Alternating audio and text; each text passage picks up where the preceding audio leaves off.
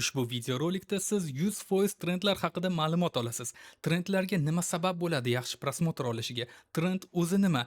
Hattoki o'zingiz ham trendni yarata olasiz va trend haqida jamiki tushunchani men sizga mana bu holatda tushuntirib beraman va bu meni o'ylashim bo'yicha sizlarga eng kerakli videorolik bo'lsa kerak o'zbek YouTube'ida. Meni ismim Behzod, MetaArt kanal muallifiman va 3 yildan beri sun'iy intellekt haqida videolar chiqaraman. Mana hozir 23-videorolik olinyapti va maslahat beraman obuna bo'lishni. Biz esa boshladik. Oddiy qilib tushuntirishga harakat qilaman. Kimni esda bo'lsa, italyancha trend paydo bo'lganida tralalelo tralala degan va mana mushukcha yo'nalishida yoki mana kichik hayvonlar va bunga e'tibor bermaysiz, keyin to'xtalib o'tamiz. Bunga nima sabab bo'lgan va bu trend qanday kelib chiqdi va nimalar bo'lganini tushuntirib berishga harakat qilaman. Har bitta trend juda yaxshi ko'rishlar sonini olib keladi YouTube'ga va trendni orqasidan yaxshi prosmotr, yaxshi obunachi va yaxshigina prosmotr yig'ish mumkin. E'tibor qarating. Mana bu trend chiqdi. Tralalala tralala va bu trendni boshqa sun'iy intellekt orqali tayyorlaydigan mualliflar aynan mana shu yo'lda ijod qilib 42 million, 24 million, 21 million prosmotr yig'ishni boshladilar. Oddiy bir trenddan. Yoki mana mushukcha. Mushukchani trendi moda bo'ldi va hozirgacha modada va e'tibor qaratsangiz 24 million, 9 million, 200, 8 million, 100 million, 200 million, 500 million prosmotr bo'lganlari bor. Aynan mushuk mavzusida. Va e'tibor qarating, kichik bir hayvonlar. Bu ham juda yaxshi yo'nalishlardan biri. Men sizga hozir bitta sirni ochaman va aynan videoni shu joyiga kelib siz juda katta va ulkan ma'lumotni olasiz. Demak, e'tibor qarating. Multfilm yoki o'yinlar yoki kinoga trend ketayotgan sababli ularning qahramonlari mashhur va osongina taniydigan bo'lib qoladi. Ya'ni, oddiy e'tibor qarating, mana Zveropolis. Hozirgi vaqtda Amerika, Xitoy, Hindiston, ya'ni hamma butun dunyo Zveropolis 2 ni gapirishni boshladi. Bu nima degani? Bu degani yosh bolalar, yoshi kattalar, yoshi ulug'lar ham Zveropolis 2 ni nimaligini biladi. Ya'ni qancha pul to'plagani, qanaqa chizilgani, nimalar bo'lishi, har xil video kesilganlari YouTube'larga chiqadi va odamlar bunga qiziqishni boshlaydi. Undan oldin kimni esda bo'lsa Squid Game, ya'ni aynan kalmar o'yini moda bo'lgan edi. Ya'ni hamma gapirgan edi va bu ham YouTube'ga oqib keladi. Va hozirgi vaqtda Roblox. Bundan tashqari juda ko'p yo'nalishlar bor. Butun dunyo gapiradigan. Oddiy misol mana buni misol qilib aytdim. Bu nima? Bu mem, hazil. Tralala va tralala deydi, bo'ldi. Mana shu butun dunyo gapirishni boshladi. Bu sekin YouTube'ga o'tdi va YouTube'dagi ijodkorlar siz bilan biz yoki biz bilan siz. Aynan ular ijod qilishni boshladi va yaxshi prosmotr olishni boshladi. Oddiy qilib aytganda, butun dunyo gapirishni boshladimi? Bilingki, odamlar tanishni boshlaydi aytdagi qahramonlarni. E'tibor qarating, ular ommalashgani sababli YouTube'da ko'p tomosha qilinadi va natijalar videoda katta ko'rishlar yig'adi. Oddiy misol, Zveropolis 2 hozir butun dunyo gapiryapti, yosh bolalar ham va uni ko'p ko'rgan sababli YouTube'da rasmi chiqib qoladimi, videosi chiqib qoladimi, ma'lumoti chiqib qoladimi, yaxshi prosmotr yig'adi. Chunki buni butun dunyo gapiryapti. Endi bu YouTube'ga o'tadi. Biz bilan siz yaxshi prosmotr qilishimiz uchun ijod qilamiz. Va e'tibor qarating. Mana bu joyga. Oddiy qilib aytganda trend nima? Kino, multfilm, serial yoki umuman prikol bo'ladimi? Hamma gapiradigan narsa, hamma tanigan narsani YouTube'da ijod qilish degani. Endi qarang, hozir kim nimani gapiryapti? Yuqorida aytganimdek, hamma Zveropolisda gapiryapti. Chunki bu butun dunyoni bilmayman bir yangiligi bo'ldi. Endi butun dunyo muhokama qilib turgan biron bir kino, mem yoki biron bir multfilmni olamiz. Bizni holatimizda Zveropolis. Maslahat beraman, tezroq boshlanglar bu videorolikni ko'rib, chunki Zveropolis qancha kun o'tgan sari eskirib boradi. Demak, biz Zveropolisni olamiz va e'tibor qaratsangiz, mana bu qahramonlar bor. Har bitta Judy Hopps bor, Nick bor va kimni esda bo'lsa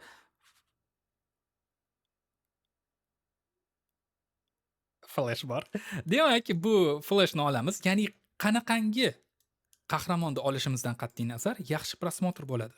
Yaxshi g'oya chiqadi. Nega? Chunki butun dunyo bularni biladi. Demak, biz qahramonlarni olamiz va g'oya o'ylab topamiz va stil, yo'nalish. Va aynan sizlar uchun men 5 xil umuman tugamaydigan va juda g'oyasiga boy bo'lgan yo'nalishni hattoki promptlari bilan topib qo'ydim. Hammasini prompti tayyor. Va siz agar bu yo'nalishni hoziroq boshlasangiz, prosmotr, yaxshigina obunachi va hattoki yaxshigina daromad topasiz. Endi G'oya va stilga to'xtalib o'tamiz. Undan oldin men Telegram kanalimni aytib o'tmoqchiman. Meta Ars degan kanalim bor. Havolani qoldiraman kommentariyada. Bemalol kirib obuna bo'lishingiz mumkin. Bu yerda biz hattoki Amerika yo'nalishiga dizayn qilib beramiz. Har xil g'oyalar bor, har xil bir ideyalar, detallar yoki umuman biz hammaga yordam berib keladigan kanalimiz bor. Demak, obuna bo'lishni unutmang. Muhim eslatma, Telegram kanalim bor. Telegram kanalimda men har xil ma'lumotlar, yo'nalishlar, g'oyalar, kerakli detallar yoki biron bir saytlarni bo'lishib turaman. Hattoki mana e'tibor bersangiz, men Amerika yo'nalishiga banner avatarkalar tayyorlayman va buni qanday qilib tayyorlashni hattoki o'rgatib, tushuntirib ham beraman. Obuna bo'ling, chunki bu yerda kerakli ma'lumotlar bo'ladi. Super qahramonlar yo'nalishi. Bu yo'nalishda nimalar qilsa bo'ladi va afzalligi nimada? Birinchi o'rinda buni dunyo biladi. Agar dunyo biladigan kino qahramonlari bilan dunyo biladigan multfilm qahramonlari birlashsa, bu degani juda yaxshi prosmotr bo'ladi degani. Oddiy misol e'tibor qarating, mana Judi Hopsni olganman va men aynan o'rgimchak odam stilida kiyintirib qo'yganman va bu juda yaxshi prosmotr yig'adi. Va bu qahramonlar tugamaydi. Ya'ni Marvel bor, DC bor, farqi yo'q. Oddiy misol mana Hulk bor, Temir odam bor, Kapitan Amerika, Thor farqi yo'q. Siz buni yo'nalishlarini bemalol o'zgartirib olishingiz mumkin. Ya'ni hamma qahramonni, mana bu qahramonlarni xohlagan super qahramonlarga kiyintirsangiz yaxshi prosmotr yig'adi. Chunki mana bu qahramonlarni hamma biladi va mana bu qahramonlar birgaligida zo'r ishlaydi va buni prompti bor. Aytgancha hozir sizda savol tug'ilishi mumkin. Shuncha yo'nalishni o'rganyapman, YouTube kanal ochish, YouTube'ni yurgizish yoki shunga o'xshash texnicheskiy ishlar men uchun juda qiyin yoki YouTube'ni qanday qilib yurgizadi degan savol tug'ilgan bo'lsa, men sizga Vegeta, ya'ni Amriddinda maslahat bermoqchiman. Ya'ni Amriddinda YouTube kanal ochib berish xizmati bor, premium xizmat. 349 ming so'mga birinchi o'rinda kanal uchun yo'nalishlar tanlashda yordam berishadi. Oddiy misol, mana bu yo'nalishni ko'ryapsizmi?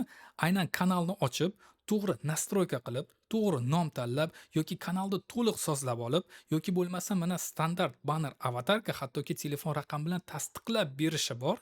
Ya'ni sizga agar 349 ming so'mga xarid qilsangiz, bir oylik nazorat ham bor. Bonus Vegeta privat yopiq Telegram kanalini 1 oyligini bepul beradi. Maslahat beraman, kimda kim yo'nalishni yaxshi tushunsa, YouTube'ni yaxshi tushunmasa, aloqaga chiqing. Amriddinni men kommentariyada qoldiraman va Telegram kanalimda ushbu xizmat bor. Endi esa ikkinchi yo'nalish va bu shirinliklar yo'nalishi. Yosh bolalar juda yaxshi prosmotr qiladi va zo'r ko'radi. Oddiy misol, biz Judini olamiz yoki Hopsni olamiz va biz uni alohida yorqin ranglardagi kiyimlarga, qandlarga, yogurtlarga, shokoladlarga, ya'ni o'zgartirib yuboramiz. E'tibor qarating, qanchalik darajada prosmotr yaxshi bo'ladi. Birinchi o'rinda trigger, shirinlik, yosh bolalar yaxshi ko'radi, yaxshi prosmotr yig'adi va ular to'xtamasdan ko'radi. Va buni prompti oddiy misol mana shirinliklarda hammasi bor. Endi esa ikkinchi yo'nalishga to'xtalib o'taman. Ya'ni bu har xil professiyalar, har xil ishlar. Oddiy misol, biz Judini alohida pojarniy qilib qo'yishimiz mumkin, o't o'chiruvchi yoki umuman bir power qilishimiz mumkin yoki shunga o'xshash. Nega? Chunki professiyalar har xil ishlarni butun dunyo biladi va biz har bitta qahramonni biron bir ishga, ishchiga kiyintirsak yoki holatga olib chiqsak, hamma ko'radi. Chunki ular har doim Judini mana bu holatda ko'rib yurgan. Ya'ni politsiyskiy holatda va bu o't o'chiruvchi yoki medik yoki umuman o'qituvchi yoki umuman quruvchi farqi yo'q. Bu juda yaxshi prosmotr, chunki bir-biriga ziddiyat beradigan, bir-biriga to'g'ri kelmaydigan yo'nalishni, odamni g'oyasini ochadi va buni prompt ham menda bor. Endi 4-chi yo'nalish bu Mortal Kombat yo'nalishi. Mortal Kombatni hamma bilsa kerak va Mortal Kombatda juda ko'p qahramonlar bor. Oddiy misol, Judi Hopsni olib, biz alohida Sub-Zero qildik. Ya'ni qahramonlar juda ko'p va bu juda yaxshi prosmotr yig'adi, chunki yoshi katta auditoriya qiziqadi. Oddiy misol, Mortal Kombatga qiziqadiganlar kommentariyada yozib qoldiring, nima deb o'ylaysiz? Siz ko'rgan bo'larmidingiz Judi Hopsni Sub-Zero yo'nalishida yoki aynan Nick bilan Judi Hops, oddiy misol bu Sub-Zero bo'lsa, Nick Scorpion bo'lsa, bir-biri bilan olishgandi. Meni o'ylashim bo'yicha bu qiziq va bu umuman to'xtamaydigan yo'nalish. Ya'ni juda yaxshi bo'lgan prosmotr olib keladigan yo'nalish. Endi esa eng oxirgi yo'nalish va prosmotri million darajada bo'ladigan har xil shaharlar, har xil mamlakatlarni holatiga kiyintirish. Ya'ni oddiy misol mana Judi Hops Hindistonda Judi Hopps, Yaponiyada Judi Hopps, O'zbekistonda Judi Hopps, bilmayman bir Germaniyada yoki mana oddiy misol Turkiyada. Farqi yo'q, prosmotrlar juda yaxshi bo'ladi. E'tibor qarating, 1, 2, 3, 4, 5 xil yo'nalish. Bir dona Zveropolis bilan va hammasini prompti bor. Endi esa men sizga faqatgina bir dona yo'nalishni qanday qilib tayyorlashni o'rgataman. Qolgan 4 ta yo'nalishni siz mani lichkamga yozib xarid qilishingiz mumkin. Ya'ni u yo'nalishni promptlarini, u yo'nalishni qulayliklarini, u yo'nalishni qanday tayyorlashni men yopiq Telegram kanalimda o'rgataman va bu juda sizlar uchun meni o'ylashim bo'yicha yaxshi taklif bo'lsa kerak.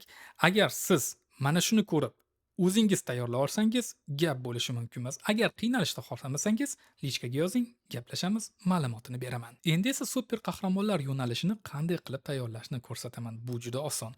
Bizga faqatgina 2 dona sayt kerak bo'ladi, ya'ni Google AI Studio va Grok sayti.